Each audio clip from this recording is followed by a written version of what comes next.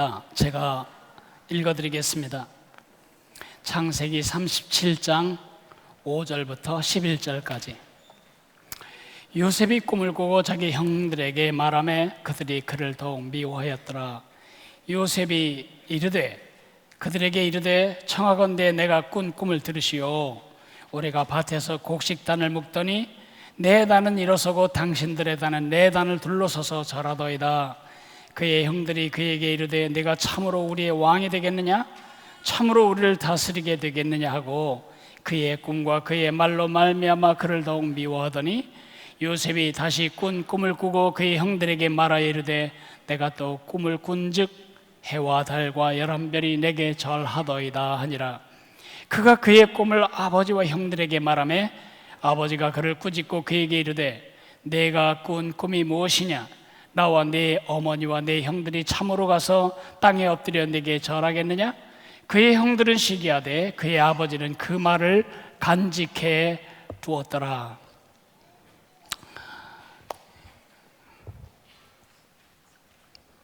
네, 꿈 얘기를 한번 들어보실까요? 꿈을 꿨는데 이건 보통 꿈이 아닌 것 같아요. 잊어버릴 수도 없어요. 그 생생한 꿈을 말하겠습니다. 낫을 가지고 우리 형제들이 곡식을 베러 갔습니다.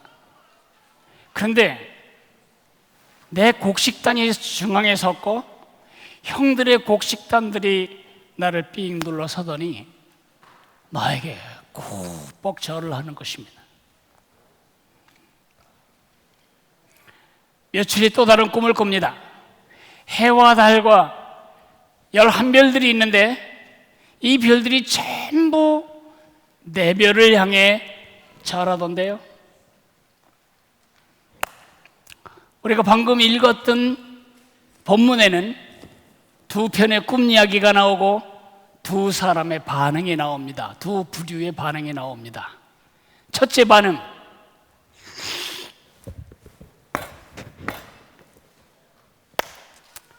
시기하고 미워하고 경쟁하고 짓밟아버리는 형들의 반응이 있고요, 그 꿈을 가슴에 담는 아버지의 반응이 있습니다. 한 사람이 꿈을 펼쳐가는 데 있어서요, 가족들의 영향력이라고 하는 것은 치명적입니다. 가족들의 영향 때문에 한 사람의 꿈이 꽃필 수도 있고 가족들의 꿈이 짓밟아질 수도 있습니다. 제가 살던 조그마한 동네에 저와 나이가 똑같은 아이 딱 둘이 있었습니다. 그 아이는 많이 불행했습니다. 어떻게 가난을 피해 우리 동네까지 흘러 들어온 저 지방의 한 사람이었습니다. 근데 이 아이는 태어날 때부터 몸이 온전치 않았습니다. 처음에는 소아마비가 걸려서 걸을 때 뒤뚱거리며 제 걸음을 걸을 수 없게 되더니 조금 있다가는 간질이 시작이 되어 아무 데서 나가 자빠져서 발작을 하며 개고픔을 품어내는 것입니다. 그러나 가장 불행한 것은 가난도 아니고 소아마비도 아니고 간질병도 아니고 그것 때문에 학교를 못 다닌 것도 아닙니다. 제가 지금 이 나이 되어 수십 년 전 그 고향 땅을 마음으로 밟을 때 그 아이를 생각하면 가슴이 미어지는 것은 그 가족들이 이 아이를 말로 다 할 수 없이 으스러뜨리고 부서뜨리고 밟아대는 것이었습니다. 이 아이가 속상한 일, 이 아이가 간질을 하거나 이 아이가 자기들을 힘들게 할 때는 여지없이 뱉어내는 말이 욕입니다. 그 욕은 그냥 우리가 상상할 수 있는 욕이 아닙니다. 제가 우리 어린 손주들 앞에서 그리고 이 공적인 자리에서 옮길 수 없는 아주 인격을 완전히 박살내는 욕이었습니다. 그 집에 붙은 말은 항상 지랄하고 자빠졌네. 그 그 앞에 참 모독적인 말이 붙어요. 그 아이는 과연 어느 날 논두렁에서 자기 삶을 파라치온이란 농약을 먹고 정리했습니다. 그 아이가 서당에도 다니면서 나름 살아보려고 애를 쓰는데 그것을 온 가족이 발로 밟는 것입니다. 그 아이와 완전히 대척점에 있는 사람 바로 저입니다. 초등학교를 졸업하기 전부터 우리 아버지는 저에게 호를 져주셨습니다. 월촌 휘영청 대보름달이 비치는 마을처럼 어두움을 비치는 달 같은 인생을 살라고 제게 그런 꿈을 북돋워 주셨습니다. 이 나이가 돼도 나는 나쁜 짓을 할 때마다, 나쁜 짓을 하려는 유혹을 받을 때마다 월촌을 생각합니다. 나마저 어두워지면, 나마저 더러워지면, 나마저 구름이 껴버리면 나그네들은 어떻게 길을 얻을까? 제가 생각한 게 아니고 우리 아버지가 제게 북돋워 준 꿈입니다. 그게 지금 제 생애를 살아가는데 결정적인 영향을 주었습니다. 자, 요셉의 얘기 말고, 양 목사의 얘기 말고 여러분의 얘기를 좀 합시다. 여러분의 가족들은 어떠하였습니까? 여러분이 가진 꿈을 북돋워 주는 가족들이었습니까? 아니면 집 밟는 가족이었습니까? 그건 과거이고 현재 얘기합시다. 여러분의 현재는 여러분 가족들의 꿈을 북돋우는 가족들입니까? 가족으로 여러분이 일하고 있습니까? 아니면 여러분의 가족들의 꿈을 짓밟는 그런 가족으로 있습니까? 여기서 끝내시기 바랍니다. 이제 미래 얘기를 하겠습니다. 어떻게 하면 내게 준 가장 가까운 내 이웃인 내 가족들의 꿈을 밟지 않고 깨지 않고 으스러버리지 아니하고 꺾지 않고 꽃피도록 도와줄 수 있을까? 오늘 우리가 읽었던 본문 안에서 저는 두 가지를 여러분에게 대답으로 드리고 싶습니다. 첫째는 서로의 가슴에 바른 꿈을 걸고 살도록 도와줘야 합니다. 바른 꿈을 거는 것이 꿈을 갖는 것보다 훨씬 중요합니다. 제가 이거 보여드린 적이 있죠. 미국의 오네이다 인디언들은 이 꿈체에 대한 믿음이 있습니다. 매미를 잡으려면 매미채가, 잠자리 잡으려면 잠자리채가 필요한 것처럼 꿈을 잡으려면 꿈체가 필요하다. 이들은 우리가 생각하는 것처럼 꿈이 정신현상이 아니고 물리적인 현상이라고 생각합니다. 좋은 꿈은 여기 들러붙고 나쁜 꿈은 다 새나간다고 그들은 믿습니다.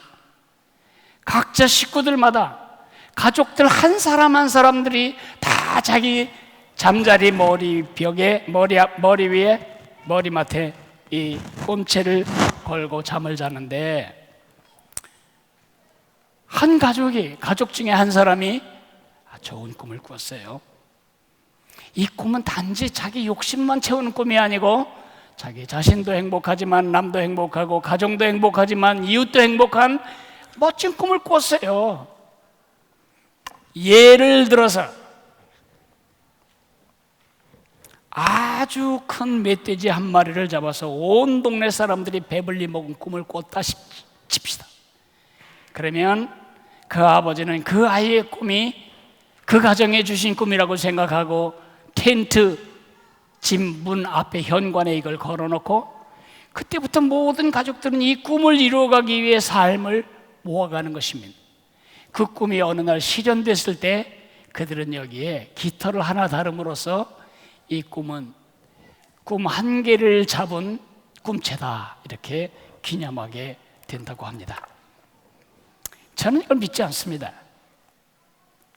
저는 이걸 놓고 자지도 않습니다. 그러나 제 마음에는 여러분이 볼 수 없는 마음의 꿈체가 있습니다. 물론 여러분도 있습니다. 꿈이 없다면 우리 살 수 없습니다. 그 꿈이 무엇이든 꿈이 있기 때문에 우리는 여기 오늘을 살아갈 수가 있는 것입니다.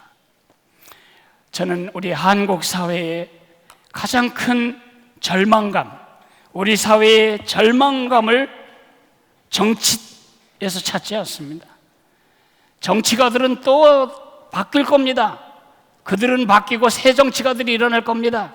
몇 년 차후면 또 어떤 지도자가 나올지 모릅니다. 그런데 걱정되는 건 우리의 다음 세대들이 꿈이 없이 살아간다는 것입니다. 2019년 9월 5일 10일 전에 한 신문에서 제가 서울시 중3 1390명을 조사한 조사를 보고 마음이 아팠습니다. 1390명의 중3 학생들에게 묻기를 장래 희망하는 직업이 뭐냐 그럴 때 40%, 5명에 2명은 없어요. 몰라요. 중3이면 이제 사춘기가 끝나가는 청년 단계가 시작된 때입니다. 그 나이가 돼도 내가 뭐하고 살아야 할지가 아직 정립이 안 됐다는 것입니다. 그리고 나는 꿈이 있다라고 생각한 아이들의 꿈을 조사해 보니까 5명 중에 1명, 20%는 공무원이 되는 것이다. 여러분 중에 공무원이신 분을 제가 여러분의 직업을 폄훼하거나 그 직업이 나쁜 동기였다고 말하는 것은 절대로 아닙니다. 내가 불 끄는 일에 소명을 받았으면 불 끄는 공무원, 소방공무원 돼야 됩니다. 내가 군인으로 나라를 지키는 일에 소명이 있으면 좋은 장군이 되는 그것도 국가 공무원이죠. 제가 말하는 건 그게 아니고요. 지금 대부분의 젊은이들이 공무원이 되기 원하는 것은 공무원이 되어 세상을 행복하게 만들고 세상을 섬기기 위한 공복이 되기 위해 공무원이 되는 것이 아니고요.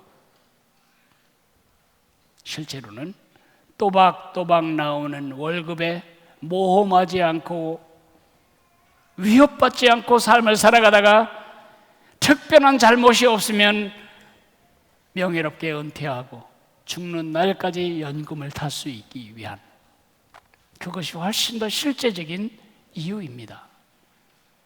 지금 우리나라에 시민이 없어지면 어떡합니까? 전부 공무원만 있으면 섬김을 받을 사람이 없어지고 있습니다.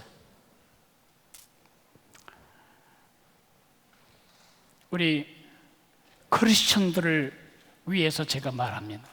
여러분이 정말 하나님의 자녀가 분명하다면, 여러분이 하나님의 백성인 것이 확실하다면, 하나님 나라의 시민이라면 여러분이 가진 꿈엔 2가지가 분명해야 합니다. 첫째로는 그 꿈의 수단이고, 2번째로는 그 꿈의 목적입니다. 수단과 목적이 구분되지 않으면 우리는 엉뚱한 꿈 가지고 인생을 낭비하게 됩니다. 여러분의 꿈은 반드시 방편이 있어야 하고 반드시 목적이 있어야 합니다. 목적은 이 자리에 있는 모든 사람, 이 땅에 하나님을 아버지로 부르는 모든 사람들에게 똑같이 가져야 할 꿈입니다. 우리 목적은 하나님을 영화롭게 하고 세상을 축복하는 삶을 사는 것입니다. 예수님이 말씀하셨습니다. 마음을 다하고 힘을 다하고 뜻을 다하여 하나님을 사랑하고 네 이웃을 내 몸처럼 사랑하라. 그 말이 너무 식상해져서 제가 말을 바꾼 것뿐입니다.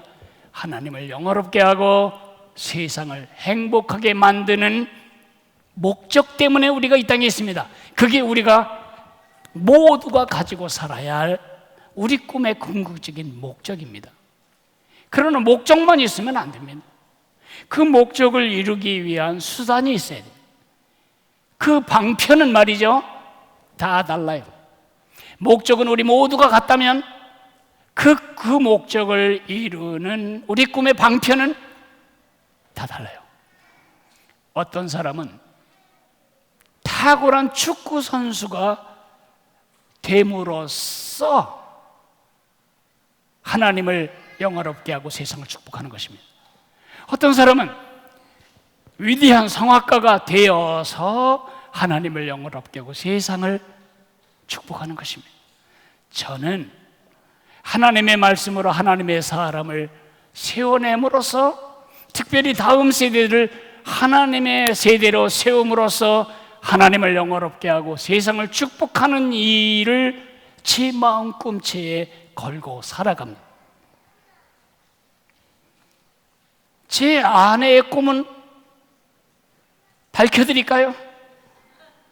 한 남자, 특별히 목회자로 일하는 양승헌이의 좋은 조력자가 됨으로써 그가 염려 없이 건강하게 자기 사역에 전념할 수 있도록 도움으로써 하나님을 영화롭게 하고 세상을 축복하기 위한 것이 제 아내의 꿈입니다.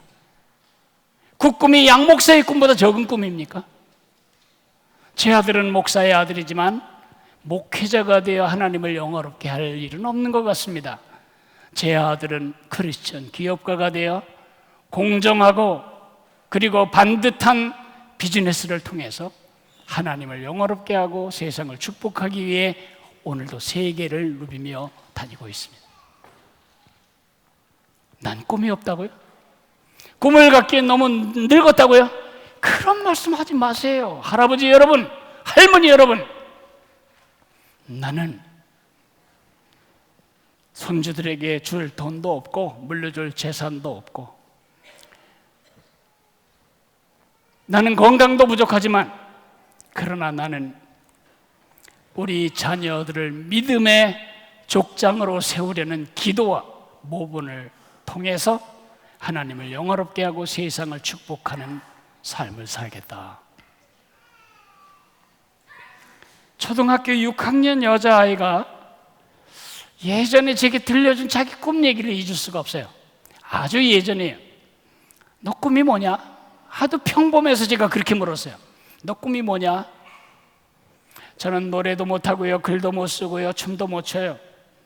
나는 그냥 좋은 엄마가 됨으로써 좋은 엄마가 되어 세상을 행복하게 만들고 싶어요. 얼마나 멋진 꿈입니까? 왜 모두가 다 판검사가 되고 대통령이 되어야 합니까? 이 땅에 대통령 한 사람이면 충분합니다. 왜 내 적성과도 맞지 않는 일을 위해서 내 인생을 낭비해야 합니까? 얼마 전에 제가 신학대학 교수님을 만났습니다. 그분은 뉴욕에서 뉴욕 발레단의 멤버였습니다. 이분이 어려서부터 하고 싶은 것은 발레였습니다. 그러나 그 아버지의 공학자는 그게 마음에 안 들었습니다. 공학자의 아들이 과학자가 되어 하나님을 영화롭게 하고 세상을 축복했으면 좋겠는데 이 아들은 발레를 하기를 원하는 것입니다. 그래, 공학대학까지 마친 다음에 네 마음대로 하거라. 공학대학을 마치고 그는 발레리노가 됐습니다. 그 발레와 그의 신학을 합쳐서 지금 우리의 신학적인 내용을, 어려운 내용을 어떻게 우리의 몸을 통해서 사람들이 다 느끼고 알 수 있게 할까, 그걸 연구하고 있는 예술가며 신학자입니다. 얼마나 멋있는지. 이 공식을 잊지 마십시오. 그리고 또 하나, 그 공식에 수단이 있습니다. 우리가 어떤 식으로 어떤 방편이 될 거냐, 그거는 우리가 결정하면 안 됩니다. 하나님께서 한 사람 속에 이미 영적인 은사, 그리고 마음의 기울기, 재능, 능력, 타고난 천부적인 능력, 그리고 성격, 그리고 경험을 주셨습니다.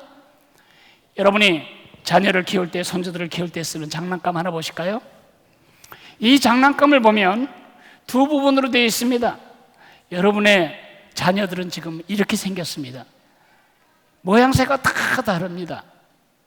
이 모양, 별 모양도 있고 정사각형도 있고 원기둥도 있고 반원도 있는데 이 중에 제일 유망하고 좋은 모양은 어떤 모양입니까?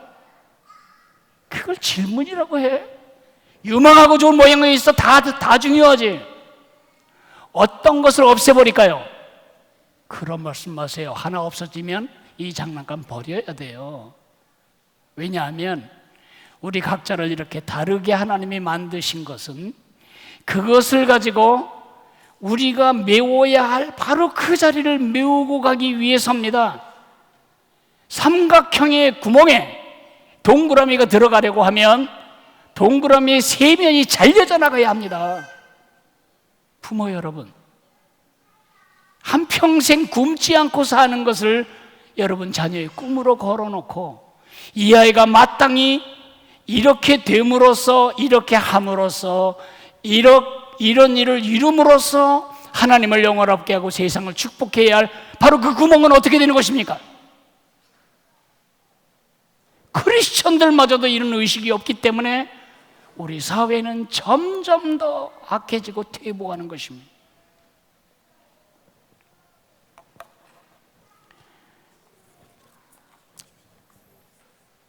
한 사람이 바른 꿈을 걸고 살도록 도와야 합니다. 그게 가족의 역할입니다.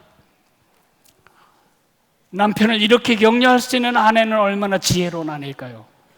여보, 돈 잘못 번다고 너무 그렇게 생각하지 마. 당신이 우리 가정에 줄 축복이 돈밖에 없어? 응? 당신이 신실하고 정직한 아버지로 자녀들을 사랑하고 아내를 아끼는 한 가장으로서 이 어려움을 겪어나가는 것도 우리 아이들이 보고 배워야 할 레슨인데, 그런 삶을 끝까지 살아감으로써 하나님을 영원롭게 하고 세상을 축복하는 꿈을 이루면 되는 거예요. 이런 아내들이 있으면 얼마나 좋을까요? 동창회 갔다 와서 바가지 긁는 아내 말고. 두 번째, 바른 꿈을 꽃피도록 도와야 합니다. 어떻게 해야 할까요? 세 가지만 말하겠습니다. 첫째, 조기에, 한 살이라도 더 어린 때의 아이가 내 꿈이 무엇인지를 알고 살아야 돼요. 물론 유치원 다니는 애에게 넌 노래 잘하니까 넌 가수가 돼야 된다 그렇게 말하는 거는 안 돼요. 왜냐하면 우리가 한 아이의 재능이나 한 사람의 재능을 볼 때 처음엔 이렇게 스펙이 넓어요. 어떻게 보면 운동신경이 있는 것 같고, 어떻게 보면 노래도 잘하고, 어떻게 보면 춤도 잘 춘다. 세 가지가 다 그 안에 들어있어요. 그런데 이 아이가 사춘기를 겪고 공부도 하고 또 나름 쌓아가면서 자기의 꿈을 발견하게 되는 거예요. 내가 뭐로써 하나님을 영원롭게 하고 세상을 축복할 것인가. 그렇게 내로우다운 밑으로 좁아져서 깔때기처럼 그 꿈을 붙잡고 사는 기간이, 이 기간이 너무 길어지면 인생 낭비하는 것입니다. 축구 선수를 하려고 그러는데 잘 안 된대. 그래서 야구로 돌렸더니 팔이 약하대. 그래서 테니스를 하렸더니 엘보가 나가 뭐 등등 끊임없이 이것저것 찝쩍거리면 인생 낭비하는 것입니다. 방향성이 확실하게 잡혀져 나가도록 그 아이가 자연스럽게 하나님의 인도로 꿈을 발견하고, 적어도 중3쯤 되면 나는 이런 사람이 되어 하나님을 영화롭게 하고 세상을 축복하겠다, 나는 이런 일로서 하나님을 영화롭게 하고 세상을 축복하겠다, 이런 마음의 꿈이 정확하게 고여 있어야 하는 것이죠. 물론 그게 완전하지 않을 수 있어요. 전 중3 때 선생님이 되거나 언론인이 되기를 원하는 꿈을 가졌어요. 근데 고3 졸업 맡을 때쯤 예수님을 만나는 바람에 다 없어진 것 같아요. 그 꿈이. 아니에요. 저는 언론인 중에 가장 좋은 언론인인 지금 하나님의 말씀을 전달하는 언론인이 되었고, 선생님 중에 가장 정확한 진리를, 소중한 진리를 전달하는 영적 선생이 되었어요. 하나님은 우리를 헛되이 만들지 않으셨고 쓸데없이 만들지 않았어요. 우리가 들어가야 할 구멍이 반드시 있다는 것을 심어주는 것이 조기에 해야 할 일이죠. 지금 몽골의 낙타 이야기를 한번 들려드린 적이 있는데요. 몽골 낙타를 보십시오. 몽골 낙타는 유명민에게 5가지를 줍니다. 젖을 줍니다. 그 젖을 짜서 마시고, 젖으로 차도 만들고, 젖으로 버터와 치즈를 만듭니다. 그걸 팝니다. 털을 줍니다. 카멜틱스. 그리고 똥을 줍니다. 그 똥으로 밥을 해 먹습니다. 그리고 돈을 줍니다. 치즈를 팔아, 털을 팔아 이들은 돈을 법니다. 마지막 힘을 줍니다. 그 무거운 짐들을 다 낙타가 져댑니다. 5가지 기여를 할 수 있는 이 낙타가 5가지는 하나도 못 주고 딱 1가지 주고 죽는 방법이 있는데, 고기만 주고 죽는 것입니다. 고기, 낙타 고기. 낙타 샤브샤브 재료 공급하고 죽는 것입니다. 그 가장 중요한 조건은 이 물건입니다. 이 물건은 바로 낙타 콧뚜레입니다. 낙타가 2살쯤 되었을 때 코를 뚫어서 나는 주인에게 속해 있고 저분은 내 주인이고 내가 저분을 위해 살아야 한다는 분명한 꿈이 있지 않으면 40년 동안 살아갈 동안 이 낙타는 제멋대로 뛰어다니다가 어느 날 잡혀서 고기 바치고 죽습니다. 조기에. 2번째, 바른 시범이 필요합니다. 요셉은 어느 날 별똥별 맞듯이 별한 그런 꿈을 꾼 게 아닙니다. 이미 하늘의 많은 별을 보고 꿈을 꾼 사람이 있습니다. 그의 증조 할아버지 아브라함입니다. 아브라함은 이 다음에 자기 자손이 하늘의 별처럼 많아질 하나님의 꿈을 그 가슴에 품고 99살이 될 때까지, 자기 아내는 89살이 될 때까지, 자식은 보이지도 않는 불임의 노부부가 서로를 이렇게 불렀습니다. 열국의 아버지, 그러면 왜 그래요? 열국의 어머니, 이게 지금 코미디 하는 것입니까? 연극하는 것입니까? 아닙니다. 하나님이 반드시 우리에게 세계 열방 하늘의 별처럼 많은 후손을 줄 거라는 하나님의 꿈을 가슴에 붙이고 살았기 때문입니다. 그 꿈이 요셉의 증조 할아버지에서 할아버지 이삭으로, 할아버지 이삭에서 아버지 야곱으로, 아버지 야곱에서 요셉으로 흐르고 있습니다. 히브리서 11장 9절에서 10절 보면 아브라함이 텐트에 살았습니다. 아브라함의 장막을 보십시오. 아브라함이 왜 저기 살았을까? 아브라함은 오늘날로 치면 싱가포르, 케냐 나이로비, 뉴욕, 맨하탄, 이런 세계 문명의 중심지에 살던 사람입니다. 집을 반듯하게 돌로 짓는 게 얼마나 안전하고 편안한지 다 아시는 분이었습니다. 근데 왜 아브라함은 자기에게 주신 땅인데도 거기에서 집을 짓지 않고 이렇게 텐트에서 불편한 삶을 살았을까? 왜 자기만 그렇게 사는 게 아니고 자기 아들, 자기 손주 같이 살면서 왜 나그네 삶의 불편을 같이 나눴을까? 그 이유는 꿈 때문입니다. 하나님이 지으실 터전이 있고 하나님이 그의 설계대로 지으실 집이 있는 하나님 나라, 하늘나라를 바라보았기 때문입니다. 그 증조 할아버지의 시범, 그것은 아들에게로, 그 아들에게로, 그 아들에게로 요새까지 오게 된 것입니다.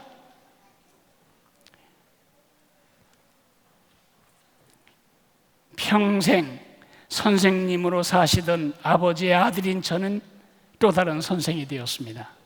수단은 바뀌었지만, 목적은 우리 아버지와 다르지만 수단은 거의 같습니다. 바른 시범이 중요합니다. 특별히 대물림하는 가업이 없다면 여러분 자녀의 특성대로 그들이 꽃 피어나가되 목적을 잃지 않도록 하나님을 영화롭게 하고 세상을 축복하기 위해 살아가는 꿈을 시범으로 보여줘야 합니다. 마지막으로는 바른 지원과 격려가 필요합니다. 요셉의 형들은 요셉의 꿈을 밟았습니다. 깼습니다. 꺾었습니다. 여러분 형제들의 꿈에 대해서 어떻게 생각합니까? 특별히 우리 어린 자녀들에게 말합니다. 언니가 말합니다. 나는 좋은 가수가 될 거야. 그러면 꿈 깨. 그렇게 말합니까? 요셉의 형들이 그렇게 말했습니다. 오르지도 못할 나무 쳐다보지도 말라고. 그런 소리 하면 안 됩니다. 그런 소리 하면 안 됩니다. 오르지 못할 나무는 어디 있고 이루지 못할 꿈은 어디 있겠습니까? 하나님이 주신 꿈을 하나님이 이루시겠다는데, 부모들이 짓는 가장 큰 죄는 형제들이 짓는 죄와는 좀 다릅니다. 부모들이 짓는 가장 큰 죄는 하나님의 꿈 떼어내고 그 아이의 꿈도 떼어내고 내가 꾸었던 꿈을 그 아이 가슴에 붙이고 이 꿈을 이루라고 밀어대는 것입니다. 아이는 여러분의 아바타가 아닙니다. 여러분이 이루지 못한 꿈을 대신 이루는 여러분 삶의 대행자가 아닙니다. 아버지 야곱은 형들이 그렇게 시기하고 미워했지만 아버지 야곱만은 입으로는 꾸짖지만 속으로는 이게 필시 이 아이를 통해 우리 할아버지, 우리 아버지의 꿈을 이루어나가는 하나님의 작업인가 보다. 요셉의 꿈은 별똥별처럼 떨어진 게 아니고 이어진 꿈입니다. 한번 보실까요?